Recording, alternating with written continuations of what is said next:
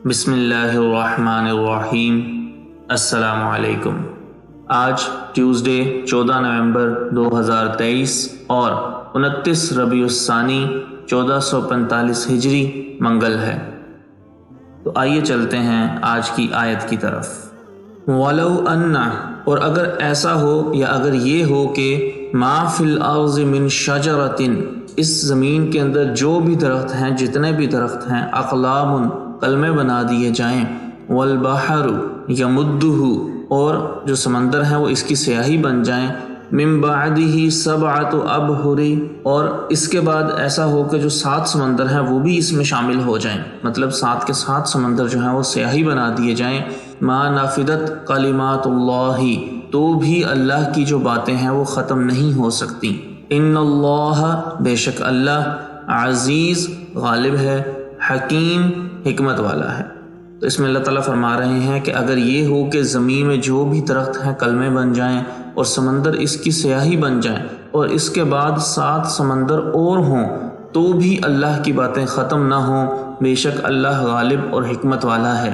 جب ہم اس آیت کو پڑھتے ہیں ایسا معلوم ہوتا ہے کہ کسی بات کو بڑھا چڑھا کر بیان کیا گیا ہے یا مبالغہ سے کام لیا گیا ہے، لیکن اگر ہم تھوڑا سا غور و فکر کریں تو اس میں ذرا برابر بھی مبالغہ نہیں ہے اور نہ کسی بات کو بڑھا چڑھا کر بیان کیا گیا ہے، بلکہ اللہ کی ذات ہے ہی ایسی اور اللہ کی مخلوقات اور اللہ کی تخلیقات ہیں ہی ایسی کہ ہم ان کا شمار نہیں کر سکتے۔ اب اگر ہم دیکھیں تو اللہ نے ہزاروں مخلوقات پیدا کر دی ہیں، جنات، حیوانات، نباتات، انسان، جاندار، بے جان، پہاڑ، دریا، سمندر، درخت، آگ، پانی، سورج، چاند، ستارے، سیارے، اور اللہ نے کیا کچھ نہیں پیدا کر دیا۔ اگر ہم ان تمام چیزوں کا شمار کرنا شروع کر دیں تو ہم واقعی شمار نہیں کر سکتے۔ آج اتنی سائنس کی ترقی کے باوجود ہم اس زمین میں موجود تمام مخلوقات کا شمار نہیں کر سکتے۔ خشکی کے اندر جو مخلوقات پائی جاتی ہیں، جو نباتات پائی جاتی ہیں، جو پودے پائے جاتے ہیں مختلف اقسام کے،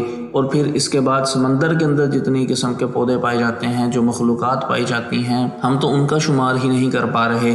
پھر جب انسان اس زمین سے نکل کر باہر کی دنیا یا خلا کی طرف دیکھتا ہے تو وہ دیکھتا ہے کہ یہ زمین تو کچھ بھی نہیں ہے، یہ چاند ہے، اس سے زمین سے بڑے اور سیارے ہیں جو اس سورج کے گرد گردش کر رہے ہیں، پھر یہ سورج اس زمین سے اتنا بڑا بنایا گیا ہے، اور پھر یہ سورج بھی کچھ نہیں ہے، اس سورج سے بھی بڑے بڑے ستارے موجود ہیں، اور یہ تمام ستارے اور سورج جو ہمیں یہ نظر آ رہے ہیں یہ تو صرف ایک ہی گلیکسی کا حصہ ہیں، اور اس جیسی کروڑوں اربوں اور گلیکسیز ہیں۔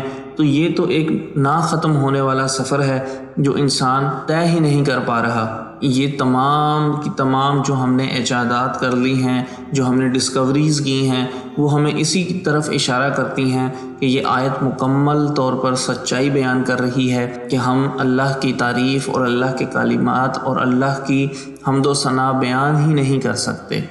تو اب ہم چلتے ہیں آج کی حدیث کی طرف۔ حضرت ابن عمر رضی اللہ تعالی عنہ بیان کرتے ہیں کہ رسول اللہ صلی اللہ علیہ وسلم نے فرمایا، منافق کی مثال اس متردد بکری کی طرح ہے جو 2 ریوڑوں کے درمیان ہو، کبھی وہ اس کی طرف جاتی ہے کبھی اس کی طرف۔ اسی کے ساتھ اب ہم چلتے ہیں ربیع الثانی کے ایک ہسٹورک ایونٹ کی طرف۔